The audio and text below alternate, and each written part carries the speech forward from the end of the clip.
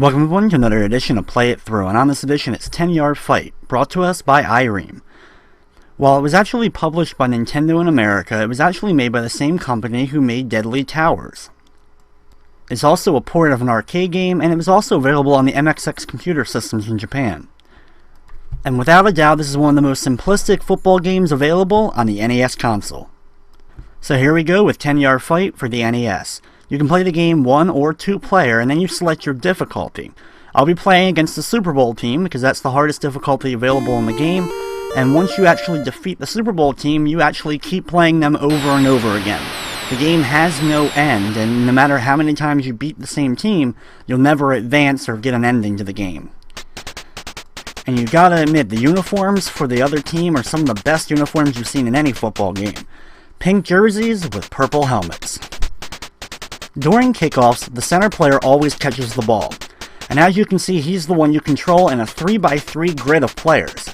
You can use the other players when you move, as they also are controlled by your left and right motions. You can use these players to block the other team and easily continue the run down the field. Like some other early football games, using the left and right diagonal movements really helps you bypass a lot of players and helps them miss their dives.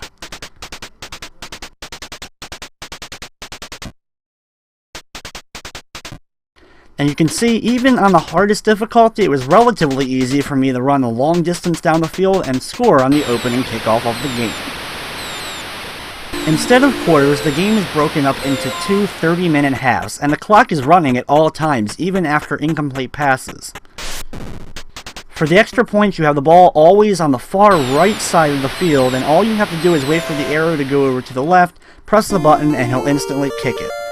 It's actually interesting enough that you actually can control the player and run all the way down to your own end zone and kick the ball there, and it'll just keep going straight all the way down the field and go through the goal post as well. No matter where you kick it from, it will go the entire length of the field.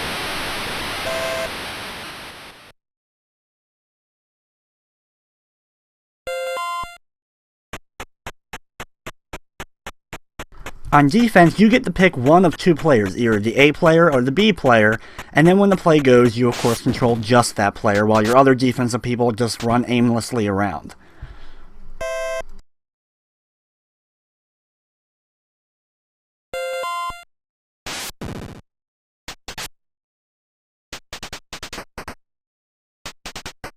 While on defense, of course, your main goal is going to be stopping them, and if you possibly can, get a fumble or interception. Well, there really is no fumbles in the game, so you can actually just hope on the interception. And that comes quite often, as the other quarterback will throw it a lot of times, just barely over the line of scrimmage, and if any of your players is in the vicinity, they'll instantly catch it. They won't accidentally catch it for a second and then drop it, as there is no dropped passes in the game. Once you intercept a ball, though, the play is instantly dead, and then it just goes to you now on offense. On offense, you have the same setup every single time. You can hike the ball at any time you want, and one player is always in motion, so whenever you hike it, that's where that player will be at the beginning of the play. You don't have to wait for him to set. He is also your only receiver that you're going to be really throwing to in the game. So wherever you like him to head down the field, that's where you're going to hike the ball. Other than that, you can throw it to either your left or right player as you're running left or right on the field, to just do a little lob toss to them and have them run it instead, or you can keep it as the quarterback and have him run the ball. You can see, even having your own quarterback run the ball, running in a diagonal pattern, you'll be able to bypass a lot of the players as they just dive aimlessly out of the way, and you can continue to march down the field easily.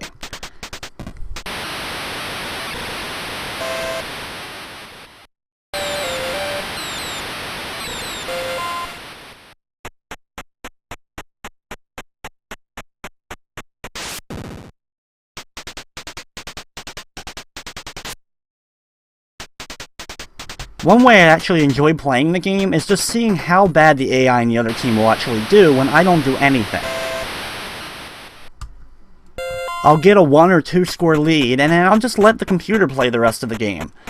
The AI on the other team, even if I'm not controlling one of my defenders, will somehow still throw a lot of interceptions and not be able to drive the length of the field most of the time. Here I get another easy pass over to the right and run easily into the end zone for the second touchdown of the game.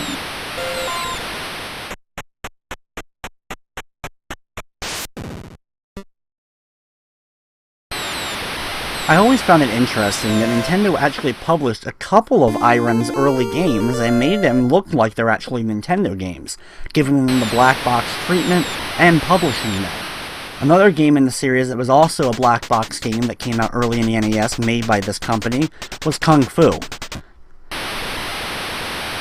I guess, however, even though Deadly Towers was another very early NES title, even Nintendo stayed away from that one. The other team once again throws an easy interception to my player directly to him as he stands only about a yard or less away from it.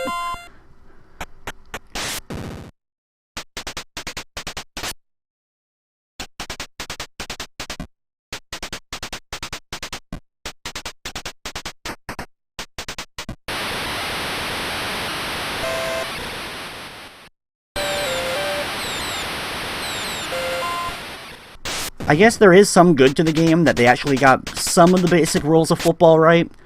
Touchdowns, having 4 downs, and also having to get 10 yards for every set of 4 downs.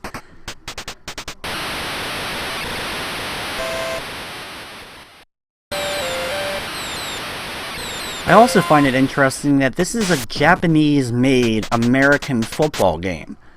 There actually are a few of these types of games that exist, but it's just interesting that it wasn't an American company that made the first football game available on the NES console. Unfortunately, even my quarterback, once in a while trying to throw to his own players, will throw interceptions. But that's just the way the game works, so... Heck, let the other team have the ball. I already have a 14-0 lead.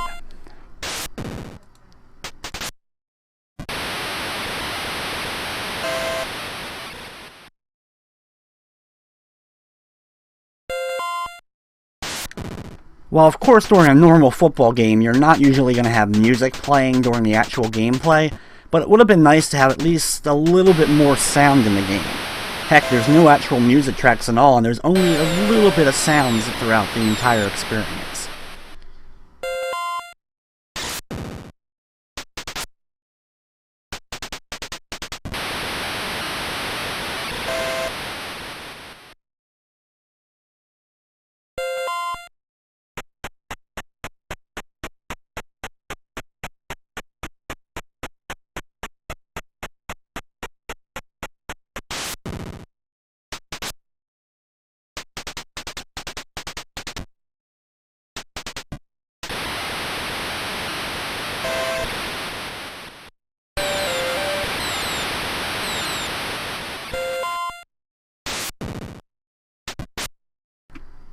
Sometimes, just for fun, to try to let the other team at least try to catch up, I'll control my player and just have him dive in random directions and run the opposite way of the other team just to see if they actually can get some yardage on their own.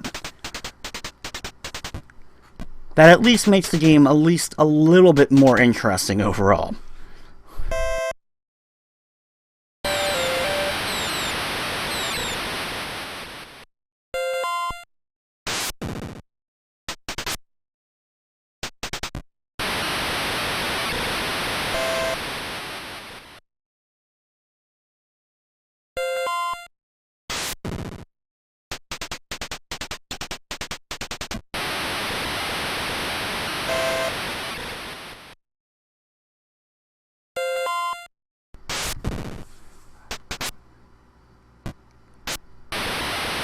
One other cool thing is you actually can do double passes, throwing over to the player on your left, and then have him chuck the ball to the main receiver. As you can see though, the other team attempted that there, and I intercepted it again.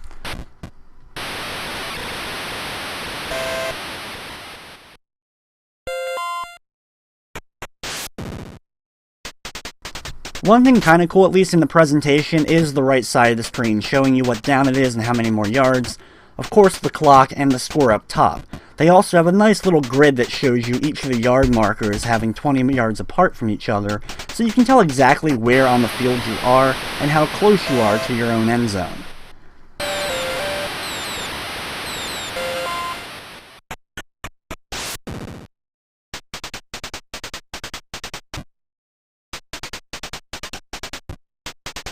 Here's another good example of just keeping the ball with the quarterback, running diagonally to the right, all the players miss. As soon as they go to the right and miss, then repeat by going to the other direction, going diagonal left. By doing so, all the players then miss again, and I can easily get into the end zone for the third touchdown of the game.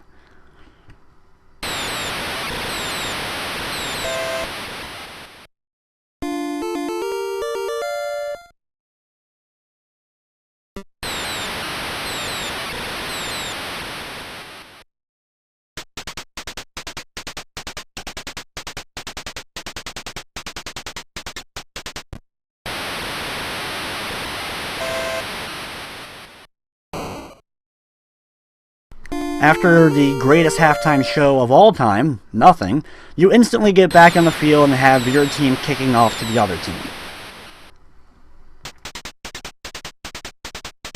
While this game is an arcade port, there actually are differences between the arcade version and the NES version.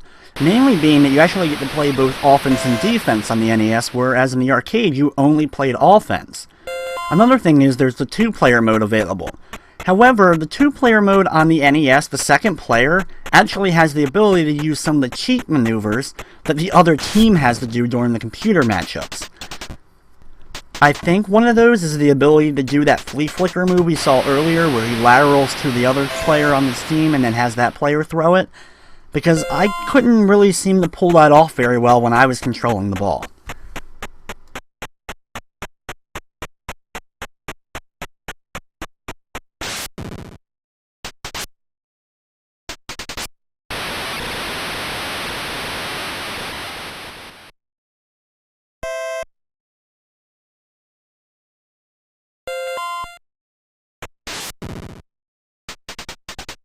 Usually by the second half of the game I get bored and would turn it off.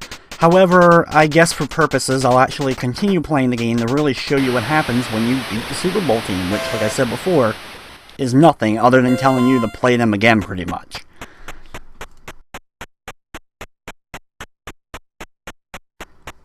The ball will automatically hike once the player in motion gets all the way over to the left side of the screen. But until then, you can just use all that extra time to waste as much of the clock as you possibly can.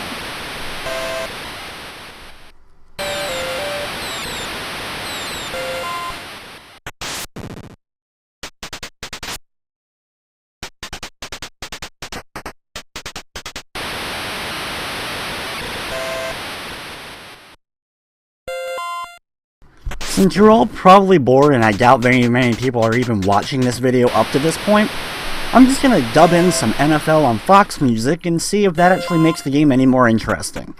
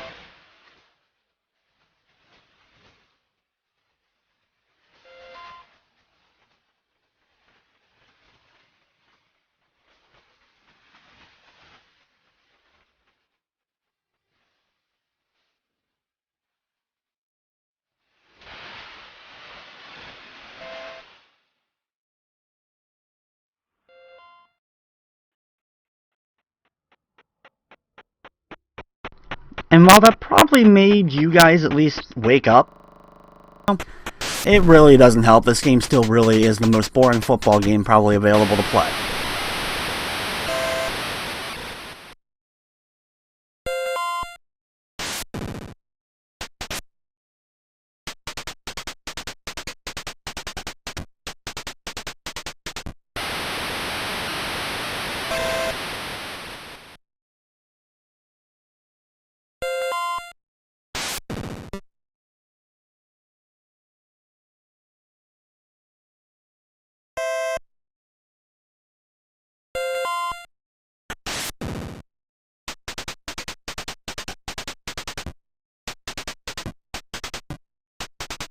Once again, I barely have to try, and just running diagonal motions allows me to get another first down in the game. Thankfully though, as you can see by the clock, we're almost halfway through the second half of this horrible game.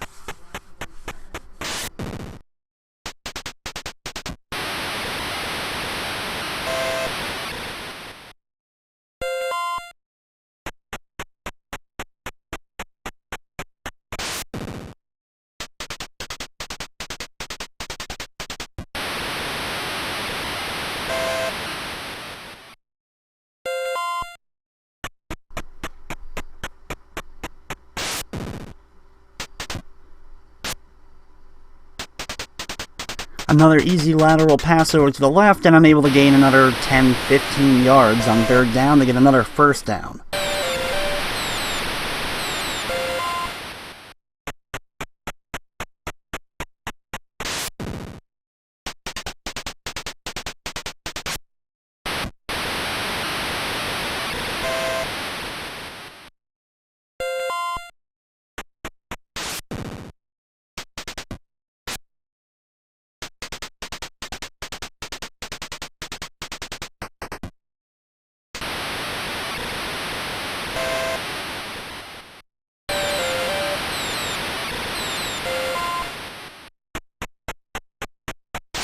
Here we're going to have another easy play, run over to the left, throw it over to the running back or fullback or whoever that's supposed to be on the left side there, and then another 10-15 yard run down the field.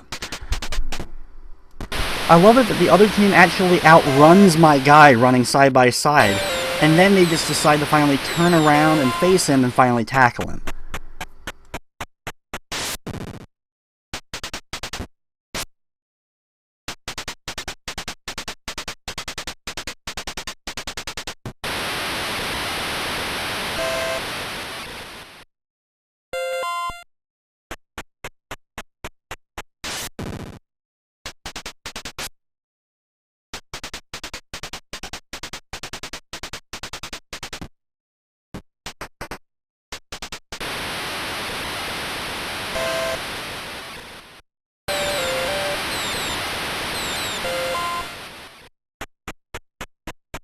Here we now have 1st and 2, or 1st and goal as it actually officially should be, and another quick lateral over to the right this time gets the 5th touchdown of the game, as I now will be leading 35-0 against the hardest difficulty team available in 10-yard fight.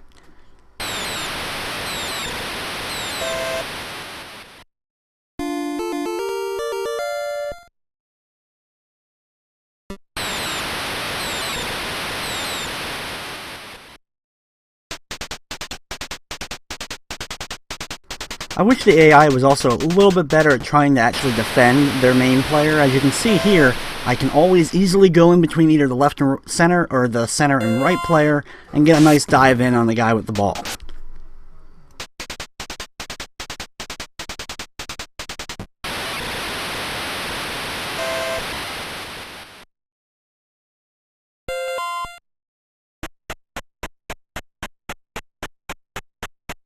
You know what, there is actually one other thing I think I can use in this to actually make it more interesting. Let's see what happens if I add this every time there's a good hit. Boom! Tough actions in action. Nah, to be honest, I don't even think John Madden's legendary voice makes this any more interesting than it really is. Okay, I pretty much have tried everything I can to make the game at least a little bit more interesting. Given some facts, added some sound clips. So now I'm just going to throw in an animated gif of a cheerleader in the lower left corner for the rest of the game and see at least if that draws some of your attention. At least if nothing else, it makes the video at least a little bit more interesting.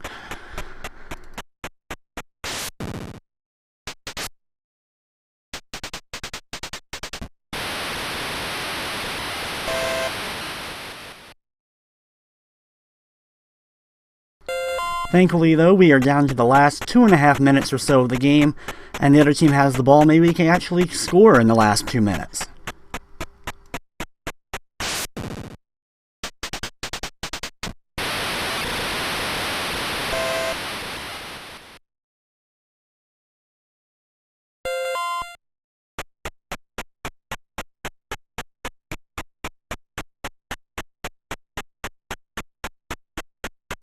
And instead of being in any hurry to actually score or do anything in the game at this point, they're still going to let their player in motion run all the way across their line before finally snapping the ball.